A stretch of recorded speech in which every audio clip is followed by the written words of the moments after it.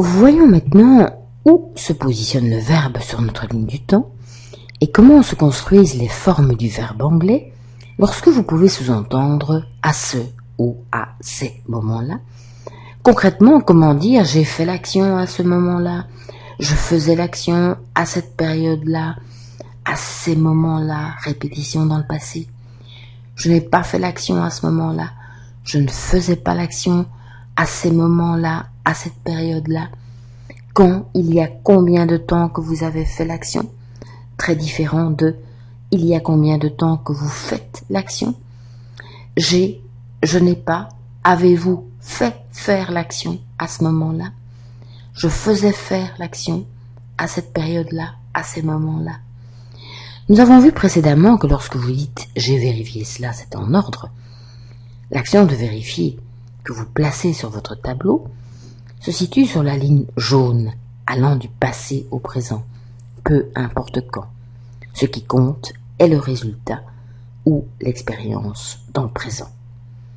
J'ai vérifié cela, sous-entendu peu importe quand, se dit « I've checked that ». Par contre, si vous dites « j'ai vérifié cela hier, la semaine passée, ou il y a 2 jours », le verbe se positionne sur un point rouge, à ce moment-là. L'anglais utilise alors ce qu'on appelle le simple past, le passé simple du français, qui n'est plus que rarement utilisé en français. Comme vous le voyez dans les exemples, pour les verbes réguliers, le simple past se forme en ajoutant ed au verbe. Le e n'est pas prononcé. Yesterday, last week, 2 days ago, I checked that. Après t ou d cependant, ed se prononce ed. Il nous a rendu visite hier, la semaine passée, il y a 2 jours. He visited us yesterday, last week, 2 days ago. Notez aussi qu'à ce moment-là, peut être impliqué par le contexte. Par exemple, j'ai ajouté cela à la liste quand elle me l'a demandé. Quand elle me l'a demandé suffit pour utiliser le simple past. Il n'est pas nécessaire que hier, la semaine passée, il y a 2 jours soit exprimé. Le contexte sous-entend à ce moment-là. Vous direz donc I added that to the list when she asked me to do so. Notez bien la traduction d'il y a 2 jours. Pour indiquer un point dans le passé, l'anglais dit littéralement 2 jours se sont écoulés. 2 days have gone. 2 days ago. Dans la phrase suivante, quand je travaillais là-bas, je prenais un train, un bus et ensuite marchais environ 20 minutes. Le français utilise un imparfait pour marquer la répétition dans le passé, représenté par une succession de points rouges sur le tableau. L'anglais, lui, utilise à nouveau le simple past. When I worked there, I took a train, a bus, and then walked for about 20 minutes. Notez aussi que beaucoup de verbes de la langue courante sont irréguliers. C'est d'ailleurs parce qu'ils sont souvent utilisés qu'ils sont devenus irréguliers. Vous en trouverez la liste et des exercices audio pour les retenir sur la plateforme.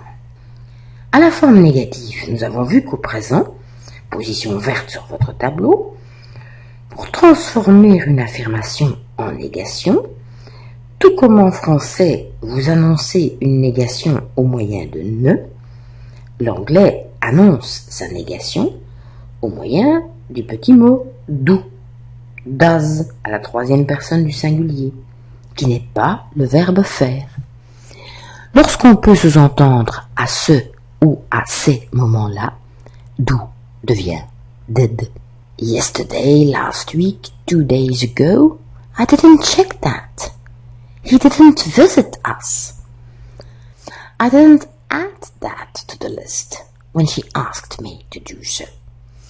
When I worked there, I didn't take a train, a bus, and then I didn't walk for about 20 minutes. À la forme interrogative, nous avons vu qu'au présent, position verte sur le tableau, pour transformer une affirmation en question, Tout comme en français, vous annoncez parfois une question au moyen de « est-ce que ?», l'anglais annonce sa question au moyen du petit mot « do » et « does » à la troisième personne du singulier, qui n'est pas le verbe faire. En position rouge, à ce ou à ces moments-là, exprimé ou impliqué par le contexte, l'anglais annonce sa question au moyen de « did », qui n'est pas le verbe faire. Quand il y a combien de temps que vous avez vérifié cela? When, how long ago did you check that? When, how long ago did he visit you? When, how long ago did you add that to the list? Il y a combien de temps? Notez la traduction. Combien de temps s'est écoulé? How long ago? How long has gone? Avec qui travaillez-vous là-bas? Le verbe se positionne au point rouge, même si la question n'est pas quand ou il y a combien de temps que. Il suffit que le contexte permette de sous-entendre à ce ou à ces moments-là. Who did you work with over there? En position rouge, à ce ou à ces moments-là, faire par quelqu'un d'autre, to have something done, prend les formes suivantes. Hier, la semaine passée, il y a 2 jours, yesterday, last week, 2 days ago. J'ai fait vérifier les chiffres par la comptabilité, c'est-à-dire j'ai eu, à ce moment-là, les chiffres vérifiés. I had the figures checked by the accounting department. Je n'ai pas fait ajouter de nom à la liste, je n'ai pas eu, à ce moment-là, de nom ajouté. I didn't have any names added to the list. Quand avez-vous fait vérifier ces chiffres? Quand avez-vous eu, à ce moment-là, ces chiffres vérifiés? Quand, à quel moment avez-vous eu ces chiffres vérifiés? When did you have these figures checked? Pour automatiser l'emploi du simple past anglais, exercez-vous avec le tableau récapitulatif sur mindsettingonline.com Thinking the English Way, session 13.